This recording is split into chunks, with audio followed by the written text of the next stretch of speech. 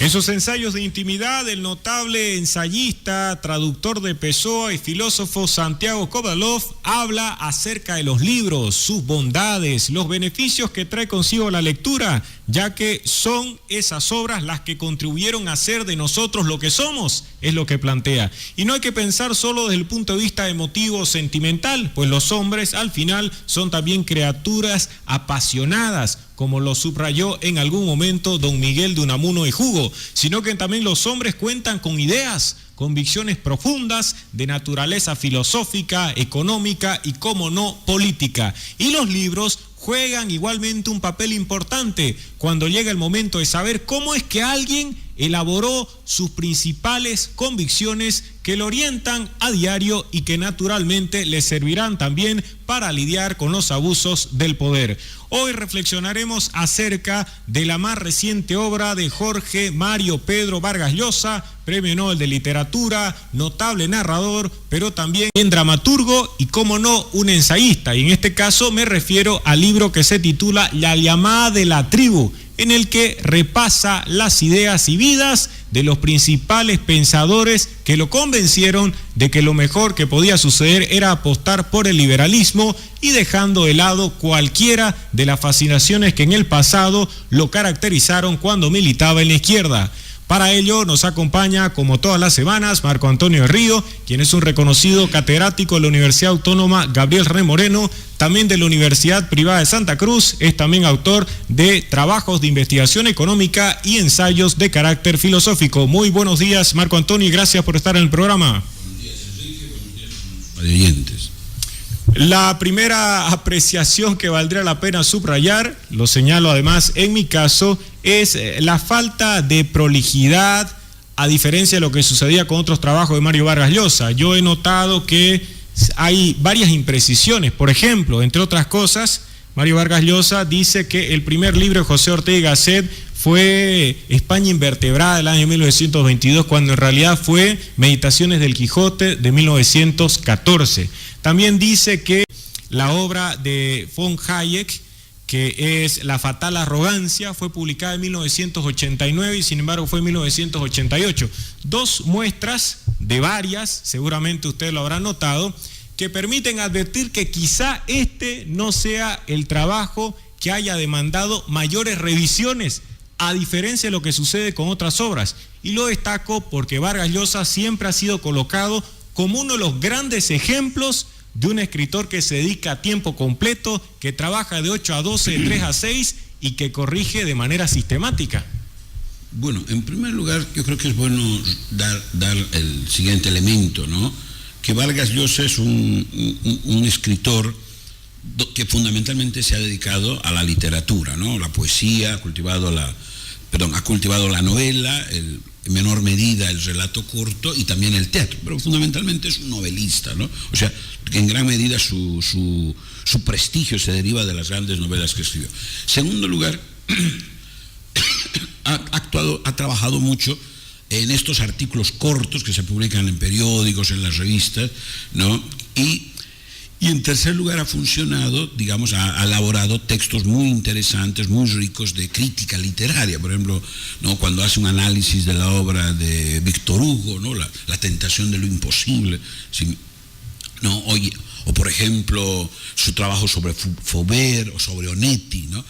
O sobre el mismo Arguedas, ¿no? José María Arguedas tiene un libro que se llama La utopía arcaica, donde hace un análisis de la obra y del persona, en este caso del escritor, que realmente es magnífico. Ahora bien, dicho esto, digamos, un poco para tener la visión completa, bueno, Vargas Llosa, a finales de los años 70, deja sus ideales socialistas, digamos, y va a encontrar una nueva línea ideológica, digamos, a la que ascribirse en el liberalismo. Entonces, en los últimos años, ¿no? O sea, en el último tiempo se le ocurrió, evidentemente, esta idea de legarnos un texto donde él contara, reflexionara sobre aquellos autores que a él le han marcado como lector, digamos, ¿no? Entonces, este es un libro donde menciona, es una suerte de análisis biográfico, literario, ideológico, en el sentido de expresar las ideas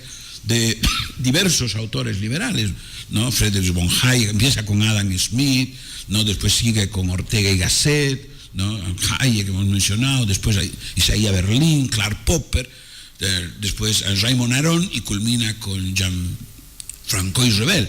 Entonces, ahora, sí, efectivamente, lo que él va a hacer es en cada capítulo va a ser un fresco de algunos datos biográficos de estos autores y una exposición, digamos, genérica de las ideas de estos autores, acompañada de algunos comentarios, de algunas puntualizaciones sobre algunos de los libros que evidentemente él confiesa haber leído y que han tenido un gran impacto en sus ideas.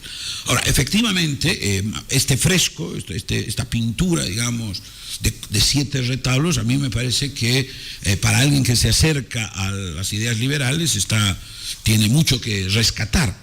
Pero efectivamente, Enrique, yendo a su intervención, uno también, ya con la experiencia de los años y como estos autores, de alguna manera uno también los ha frecuentado en mayor o menor medida, uno se da cuenta de que hay muchas imprecisiones, ¿no? Y yo me temo, o sea, usted ha mencionado fechas de edición, por ejemplo, bueno, ahora, obviamente esto un lector joven no lo va a detectar, ¿no? Porque no tiene, digamos, el bagaje, ¿no? Pero efectivamente, ¿no? Uno que ya tiene sus añitos, por decirlo así, va detectando estos detalles, estas imprecisiones, y se sorprende, ¿no? O sea, que un autor tan prestigioso y además que tiene fama de ser escritor, él lo confiesa, digamos, es parte de su orgullo ser escritor a tiempo completo, pues hay este tipo de errores, ¿no? O de ratas en el libro que suponen que no ha habido una revisión suficiente ni de él, ¿no? Ni de otros. O sea, me da la impresión como que lo ha escrito de memoria, ¿no? Y esto obviamente es lamentable. Yo me temo que había una urgencia en la publicación y me temo que por la edad que él ya tiene, ¿no? Posiblemente esa urgencia deriva de ese hecho. O sea, en este caso me da la impresión de que él quería sacarlo de la imprenta, ¿no? Ante el temor ya, digamos, de morirse, por decirlo de manera brutal y simple, ¿no? Entonces por lo menos esa es mi percepción, ¿no? Hay una crítica que hace don Miguel de Unamuno a don Ángel Ganivet, y él decía que uno de sus problemas tenía que ver con la falta de revisión de textos que consideraría en sus ensayos. En otras palabras, Unamuno deploraba que Ganivet se enorgulleciera de que escribía sin consultar libros, y naturalmente eso es imprescindible si uno aspira a tener una obra que cuente con mayor rigor. Y Vargas Llosa nos da ejemplos contundentes de su rigurosidad. Usted mencionaba La Utopía Arcaica, su ensayo sobre Arguedas, es genial y desde el punto de vista técnico también impecable, por lo menos en cuanto a la revisión y las precisiones. El curso que dio en el extranjero sobre Juan Carlos Onetti, que después originó ese libro, El viaje a la ficción, igualmente cuenta con las precisiones del caso.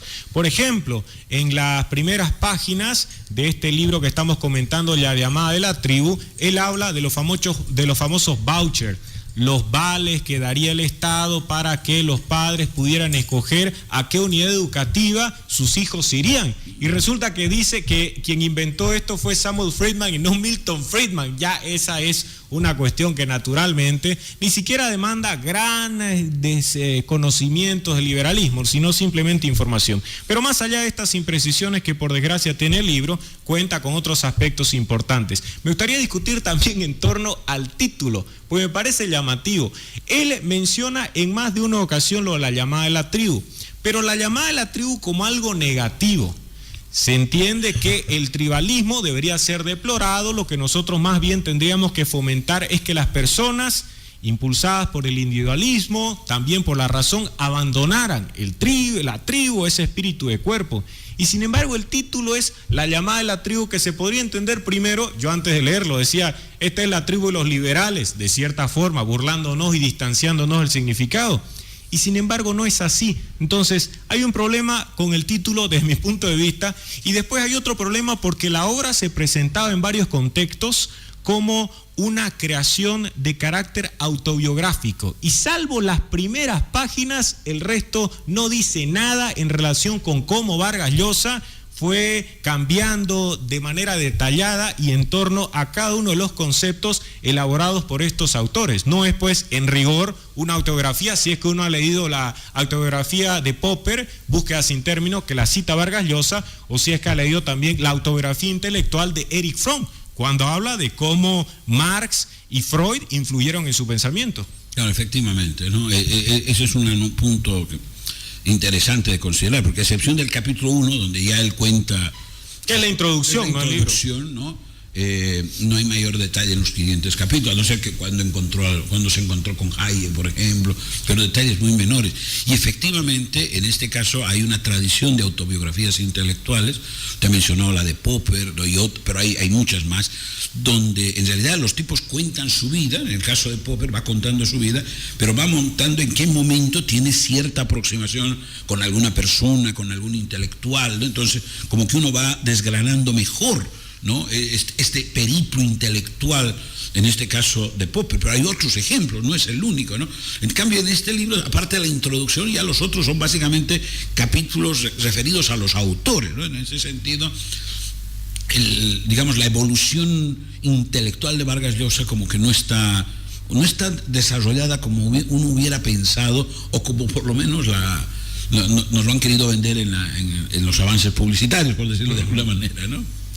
Además que, a propósito del libro que estamos señalando, la autobiografía intelectual de Popper, Vargas Llosa, en La llamada de la tribu, se lamenta de que Popper no hubiese llevado adelante una serie de revelaciones más privadas en cuanto a esa obra. Entonces, Vargas Llosa dice, y en las pocas páginas dedicadas a su vida privada en su autobiografía intelectual, y eso es falso, porque en su autobiografía intelectual es hasta donde cuenta por qué es que abandona el comunismo, qué fue lo que sucedió cuando aprendió el oficio de la carpintería. También menciona, a propósito de lo que usted señalaba, cuál fue el impacto en su vida en relación con Einstein y qué pasaba con la música. Y esas son cuestiones íntimas, y probablemente en ese caso no hayamos tenido una lectura tan atenta de Vargas Llosa, que en otros casos, mencionando ciertos libros, se nota que quizá en esas situaciones estaba más recordando lecturas remotas y no como pasa en el capítulo de Adam Smith, libros que necesariamente revisó y hasta transcribió, ¿no? Claro, ¿no? Y otro detalle importante, ¿no? Es que, por ejemplo, si uno lee una biografía de Napoleón, por decir, ¿no? O sea, estos hombres de acción. Bueno, pues entonces, en estos casos, o sea, normalmente lo que hicieron son hombres de acción, y por lo tanto sus actos, ¿no? Que se encontró con fulano, que viajó, en el caso de Napoleón tuvo tal guerra, batalla, etcétera, etcétera, van configurando su vida. En el caso de los intelectuales, ¿no? En general, pues, muchos de ellos son profesores, entonces sus vidas suelen ser bastante grises, en el sentido de, digamos, son lecturas, son gente de biblioteca, entonces no tienen, a no ser en algunos casos muy excepcionales, grandes fenómenos, situaciones que generen, digamos, la pasión de los acontecimientos, digamos, unos tras otros. Pero eso no impide, y eso ahí es donde se ve la riqueza, tienen una evolución intelectual, ¿no? Entonces, en la medida en que uno logra entrar en esta cuestión de cómo fue evolucionando su mente, o sea, cómo se van sucediendo unas ideas con otras, ¿no? Eso en cierto momento es mucho más difícil de capturar, pero también es sumamente interesante, ¿no? Yo, por ejemplo, hemos mencionado el caso de Popper, pero yo quedé impactado cuando tuve la oportunidad de leer lo que serían las notas biográficas que Arthur Koestler hizo sobre Kepler. Y claro, Kepler, un tipo que vivió básicamente como profesor, o sea, no tiene mayor relevancia los acontecimientos de su vida, pero Kepler Koestler logra capturar la evolución de sus ideas, cómo va coincidiendo una idea con otra, cómo se empantana en ciertas ideas sobre esta cuestión de las ideas de cómo funciona el sistema solar. Una cuestión absolutamente fascinante, es en mi opinión, una de las lecturas que yo más he disfrutado. Entonces, lo que quiero decir con esto, que es muy difícil, ¿no? Mostrar la riqueza de la evolución de las ideas desde el punto de vista de un biógrafo. Esto es mucho más fácil, creo yo, desde el punto de vista de una autobiografía, porque es esa mirada atenta a su propio periplo existencial que nos habría podido dar Vargas Llosa en este libro, y que por alguna razón no lo ha hecho, ¿no? Entonces, en ese sentido, desde el punto de vista de la promesa del libro, ¿no? Uno queda insatisfecho, ¿no? Lo que sí hay como buen narrador son relatos en torno a la vida de varios autores, revelando incluso, para quienes lo desconocían, que don Sir Isaiah Berlin tenía preferencias curiosas, en pocas palabras se metía con las mujeres de sus colegas universitarios, y eso es debidamente dado a conocer por Jorge Mario Pedro Vargas Llosa. Y hay autores que coinciden en cuanto a la soledad, ¿no? Él reflexiona en lo referente a Adam Smith, y son aspectos que por supuesto no podrían ser dejados de lado. Si bien es cierto que se pretendía hacer una introducción al pensamiento de todos estos filósofos, economistas, hombres de valía intelectual, pero desde el punto de vista del liberalismo, uno agradece que Vargas Llosa se hubiese preocupado también de rescatar más de un aspecto de la vida privada, porque uno podría haberse quedado con que nació, vivió en este momento, hasta esta época, se casó, tuvo hijos y murió, pero no, se nota que Vargas Llosa ha revisado varias biografías. En el capítulo de Isaiah Berlin es extraordinario porque cuenta con una buena biografía, pero también en los otros casos hace referencia entonces a lo que sucedía con estas personas en términos de su vida privada, que pueden o no resultar trascendentales desde la perspectiva intelectual, pero que uno agradece porque hace posible el contacto y un mayor conocimiento con el ser humano. Sí, yo creo que hemos empezado con una visión muy bien crítica de este libro, ¿no? Pero yo creo que en última instancia, pese a las imprecisiones de nombres, de fechas, ¿no? Que no es un trabajo bien cuidadoso, digamos, que ya uno lo empieza a sospechar cuando se da cuenta que las llamadas de pie de página están con asteriscos, algo, sí. Una cosa muy rara, porque ya no se usa eso, ¿no? Eso es muy arcaico, o sea, uno se pregunta por qué lo ha hecho, ¿no? Bueno, pero en general, digamos, yo me imagino para un muchacho, para una persona joven o para alguien que quiere aproximarse por primera vez a estas ideas, los 7 frescos que pinta tienen su interés, ¿no? O sea, uno podría, reitero un poco por las lecturas que uno tiene, discrepar en ciertas exposiciones, pero como frescos globales, o sea, como pinturas generales, a mí me parece que están razonablemente bien logradas, aunque con cierta, yo diría, variabilidad. A mí la verdad el ensayo sobre Adam Smith me ha dejado bastante insatisfecho, mientras que por el contrario el de Revel me ha parecido que está muy bien logrado, ¿no? O en todo caso está mucho mejor logrado. Pero hay algo que yo creo que hay que destacar de este libro, y es que normalmente en nosotros... la tradición liberal en América Latina siempre piensa en sus grandes íconos, que son Mises, Hayek, Friedman, ¿no? Y en este caso el libro de Vargas Llosa reivindica otros autores que no son parte de esa tradición, digamos, fundamental, que son el caso de Ortega, mucho menos conocido entre los liberales, y el caso de los franceses, Raymond Aron y Jean-Francois Revel. Entonces a mí me parece que desde ese punto del libro Vargas Llosa es un aporte, nos da a entender que hay autores liberales que posiblemente nosotros no conocemos, no frecuentamos en la misma medida, ¿no? Pero que son valiosos, ¿no? Por sus ideas, por la época en la que vivieron, por las posturas que tomaron. Entonces, en ese sentido yo creo que nos puede ampliar el horizonte, ¿no? Yo creo que contribuye, a propósito de lo que usted señala, Marco Antonio, a fin de que haya un debate mucho más generoso en torno a lo que debemos considerar como liberalismo. Hace un par de años, un amigo en común, Julio Col Bowles, presentaba su libro titulado 5 pensadores liberales, e insertado en la lista a George Orwell, que normalmente no se lo presenta como un representante de las ideas liberales, como un adalid, o aunque sea un escritor que hubiese tenido tales posturas, mucho más si tomamos en cuenta su afiliación al socialismo, porque Orwell era un escritor de izquierda. Sin embargo, Julio Col Bowles en esa obra reivindica que existirían elementos que permitirían concluir que se trata de un autor liberal. Lo mismo puede pasar en relación con José Ortega Gasset. Mario Vargas Llosa reconoce que en materia económica no sería pues el símbolo de los planteamientos de naturaleza liberal, sí en lo concerniente a la libertad y a otros cuestionamientos que tenía en cuanto al ejercicio del poder y a la anulación del individuo. Pero José Ortega Gasset también, entre otras cosas, no era un gran protector del régimen democrático, tenía cuestionamientos en cuanto a la democracia de masas. En definitiva, sí se puede discutir en torno a cómo ampliamos la idea del liberalismo, y es desde ese punto de vista favorable que haya una serie de aportes al respecto para no limitarnos a tener las mismas lecturas. Sin embargo, en ocasiones, a veces, estos recursos intelectuales de importancia pueden resultar un poco exagerados. Yo me acuerdo que Fernando Savater en su momento también se quejaba de cómo se utilizaba al gran Albert Camus. Y decía, resulta que Camus actualmente vendría a ser hasta enemigo de la izquierda y un gran representante de un modelo distinto, al margen de que uno coincida con la tolerancia. Entonces, quizá valga la pena en ese caso insistir en la necesidad de debatir al respecto para evitar también que uno termine reivindicando autores que no necesariamente siguen esa línea, lo cual no está mal. Pueden seguir una postura contraria, pero no necesariamente todos tendrán cabida dentro de esa misma lógica que uno está considerando como válida.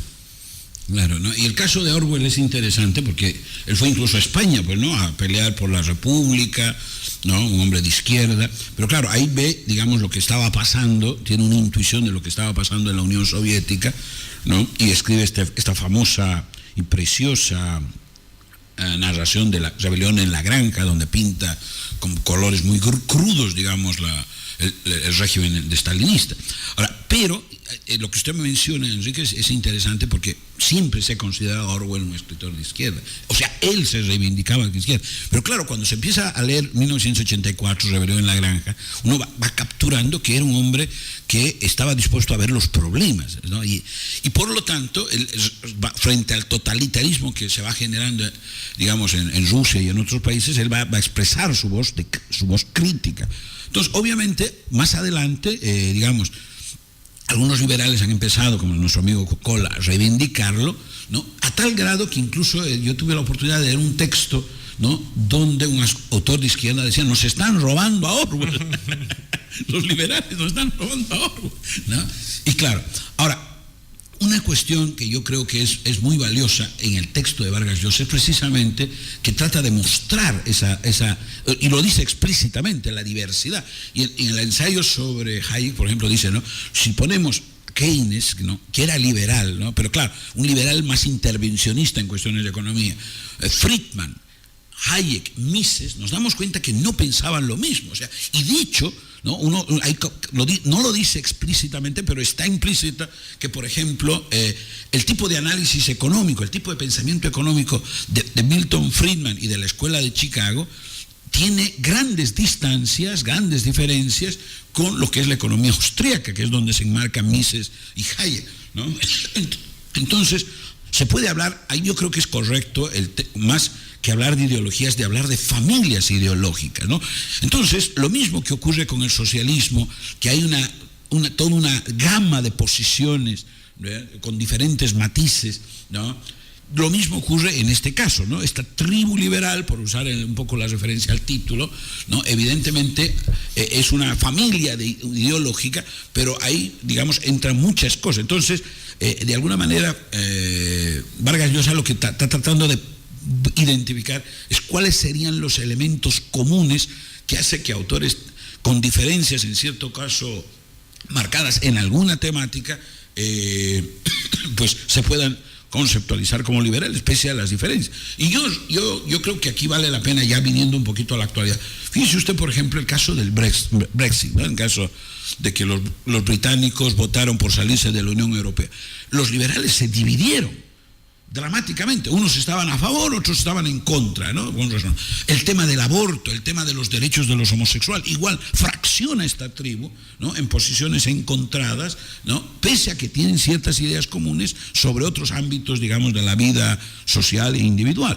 Pero hay ciertos temas que nos dividen, digamos, esta familia ideológica liberal, y por lo tanto ahí es donde van a ir surgiendo diferentes matices, diferentes posiciones. Incluso en el capítulo del libro Vargas Llosa que usted mencionaba, el que gira en torno a Friedrich August von Hayek, él destaca cómo hay críticas de Hayek en contra del maestro Ludwig von Mises, aunque en sentido estricto nunca fue su maestro, trabajó con él, pero mencionan algunas de las observaciones, esas páginas de Vargas Llosa. Y también en relación con Hayek, y para notar esta distancia, termina criticando Vargas Llosa que desde su punto de vista todo tipo de moderación o intervención del Estado generaría necesariamente una llegada hacia el totalitarismo. que es la tesis muy conocida de Hayek en su libro Camino de Servidumbre, y critica a Vargas Llosa. Naturalmente que es una observación que no será celebrada por sus enemigos, para quienes cualquier intervención del Estado necesariamente tiene que conducirnos al totalitarismo. Y es una de las diferencias que hay en ese mundillo o tribu de los liberales, en donde hay posiciones extremistas, y en este caso Mario Vargas Llosa está claro. A diferencia de lo que dicen sus enemigos, los amigos de la izquierda, de que Vargas Llosa es partidario de una corriente totalmente reaccionaria, ¿no? En realidad Mario Vargas Llosa acá, para ponerle una palabra harto conocida por ellos, sería ya más un progresista, alguien que está justificando las preocupaciones en torno a la justicia social, expresión que usa en más de una ocasión en el libro La llama de la tribu, y que deja notar mayor margen hasta para la discusión en cuanto a estas posiciones. Efectivamente, ¿no? Un detalle que a mí me llamó mucho la atención en el que menciona Vargas Llosa es, por ejemplo, en referencia a Berlín, ¿no? Y Berlín, Isaías Berlín es un intelectual, un historiador de las ideas que se entusiasmaba mucho y generó estudiando a los no liberales, o sea, estudiando el pensamiento no liberales. De hecho, uno de sus primeros libros es una biografía de Carlos Marx, una de las mejores biografías sobre Carlos Marx, y tiene otros, ¿no? Escrita en la juventud, ¿no? Además. Exactamente, ¿no? Entonces ahí está el tema de un pensador que es liberal, pero está dispuesto a invertir tiempo, ¿verdad?, esfuerzo, por conocer la idea de quienes no piensan en esta estructura, digamos, ¿no? Lo que a mí me pareció interesante y me plantea un poco el sentido, digamos, o sea, la gran pregunta, bueno, ¿esta gente por qué piensa distinto, no? Estos ejemplos son interesantes porque yo no sé si del otro lado hay un esfuerzo semejante, ¿no? No se me viene ahorita un texto, ¿no?, de un pensador de izquierda que escriba, digamos, o sea, debe haber, ¿no?, pero por lo menos yo no lo conozco, que escriba una reseña sobre el pensamiento de algún famoso liberal, a no ser que sea una diatriba destructiva, ¿no? Pero sin ese espíritu, digamos, fundamentalmente de querer comprender las ideas, ¿no? Ahora, Vargas Llosa, ya desde el punto de vista ideológico, yo creo que tiene algo muy importante. Es un hombre que piensa por sí mismo, ¿no? Piensa por sí mismo. Entonces, normalmente cuando lo quieren etiquetar, cuando lo quieren meter la etiqueta, ¿no?, o sea, la etiqueta se cae, ¿no? Entonces, por ejemplo, en este tema o sea, hay gente que dice, no, es un reaccionario. Hombre, defiende los derechos de los homosexuales. O sea, si un tipo es reaccionario, siendo que defiende, digamos, la idea de los derechos de los homosexuales, o sea, la idea de que una persona elija su orientación sexual según su propia voluntad, a mí me parece eso bastante, o sea, alguien está pensando mal, digamos, ¿no? O, por ejemplo, la postura con relación al problema palestino. Vargas Llosa tiene un librito que se llama Israel y Palestina, donde en realidad habla, o sea, reconoce su simpatía por el Estado de Israel, pero critica de una manera feroz, ¿no?, la política del Estado de Israel con respecto a los asentamientos, de lo que hace con relación a los palestinos. Entonces, claro, normalmente como que hay una idea de querernos vender las ideas a fardo cerrado, ¿verdad? O sea, tú piensas esto y como asociado tienes que pensar esto. Entonces, o sea, por decir, o sea, eres liberal, bueno, tienes que defender el derecho a tener armas en Estados Unidos, por decir, ¿no? Es más, debería estar afiliado a la Asociación Americana del Rifle, ¿no? ¿Por qué?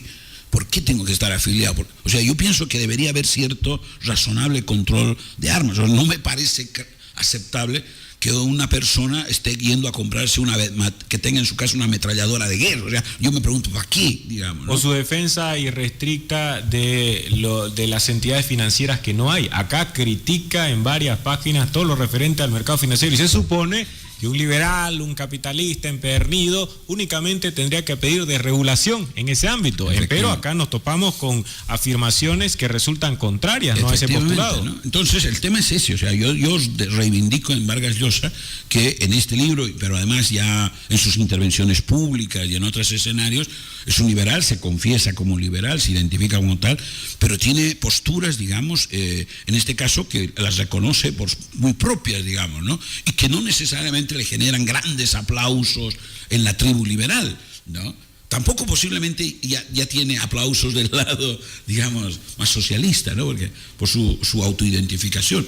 Pero a mí yo creo que hay un gran valor en eso, ¿no? O sea, la idea de que es un hombre que piensa por sí mismo, toma posiciones, incluso, digamos, contra lo que doctrinariamente se esperaría de un hombre que se identifica como liberal, digamos, ¿no? En cualquier caso, para la irritación de sus enemigos, incluyendo aquellos que forman parte de la fauna liberal más radical, anarcocapitalistas y demás especímenes, está claro que Vargas Llosa continúa siendo el principal referente en cuanto a la difusión de estas ideas y sin duda, de lejos, es el que todavía puede colocar en tema de discusión de mayor trascendencia cada una de sus posiciones políticas, en donde sí se puede notar, qué duda cabe, un aprecio a la libertad y al espíritu crítico, y eso ya es un gran aporte, al menos para quienes estamos tratando de reivindicar algunos de los postulados del liberalismo, y es lo que también se puede notar en esta obra, Marco Antonio. Efectivamente, ¿no? Yo creo que ese es el punto clave. Y por el otro lado, yo creo que,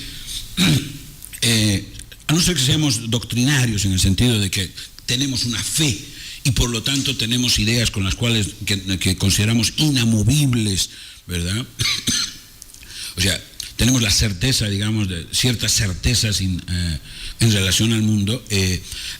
Este tipo de posturas nos habla de la posibilidad del diálogo, ¿no? O sea, la posibilidad de reflexionar colectivamente, pero además a partir de posturas, aunque de inicio sean distintas, pero la posibilidad de conversar. A ver, tratemos de pensar con cierto grado de racionalidad y con una perspectiva de apertura a la realidad, digamos, ¿no? Tratando de entender lo que pasa, ¿no? Sobre un determinado problema. Entonces, en ese sentido, por ejemplo, qué sé yo, o sea, el sistema que propuso Milton Friedman de vouchers que menciona Vargas Llosa, ¿no? Bueno, a ver, lo implementaremos y veremos cómo funciona. Si funciona bien, excelente. Si funciona mal, bueno, habrá que cambiarlo, ¿verdad? Y no deja de ser, y este ejemplo lo tomo con cierta intencionalidad. Por ejemplo, precisamente, uno de los países donde más se privatizó la educación fue Chile, ¿no? Pero empezó a mostrar hilachas ese proceso, a tal grado que al final la gestión anterior del presidente Piñera estuvo salpicada de las revueltas estudiantiles, ¿no? Que reivindicaban la cuestión de una educación gratuita. Ahora bien, por supuesto, podemos escudarnos, digamos, esto que Kuhn llamaba las hipótesis del cinturón de seguridad, ¿no? Para decir, no, lo que pasa es que ocurre esto que lo justifica. O sea, ideas para tratar de justificar el statu quo, ¿no? Pero también sería bueno, digamos, asumir posturas de decir, bueno, ¿y por qué esta gente reclama? O sea, no necesariamente todos son socialistas o cosas así. Posiblemente hay elementos que hacen que, claro, un muchacho sale de la universidad, pero la familia tiene una deuda millonaria de muchos dólares, ¿no? De varios miles de dólares que ya tiene que empezar a pagar. O sea, podemos verlo desde un punto de vista de eficiencia, pero, o sea, no me parece atractivo para mí que hubiera empezado mi vida estudiantil, o sea, mi vida profesional después de la universidad con una deuda, qué sé yo, de $100,000. O sea, una cosa es tener una deuda pequeña, otra cosa es una deuda grande. Entonces, a mí me parece que los temas se deben reflexionar, se deben pensar, ¿no? Y cierta apertura tanto a las ideas ajenas como a los hechos, que esto a mí me parece lo más importante, es algo que no se debe perder. Y de alguna manera, como lo hemos mencionado, Vargas Llosa tiene eso, tiene ese punto importante que es que no se cierra ideológicamente y que está dispuesto a reflexionar los temas y llegar a conclusiones polémicas dentro de la tribu a la que él pertenece, ¿no? Gracias, Marco Antonio Río. Hemos estado conversando acerca del más reciente libro de Jorge Mario Pedro Vargas Llosa, La llamada de la tribu, que al margen de algunas imprecisiones, como siempre, pasa con sus obras, contribuye a generar debates del todo provechosos. Gracias, Marco Antonio, por estar una vez más en el programa. No, el agradecido soy yo y saludos a todos nuestros radioyentes.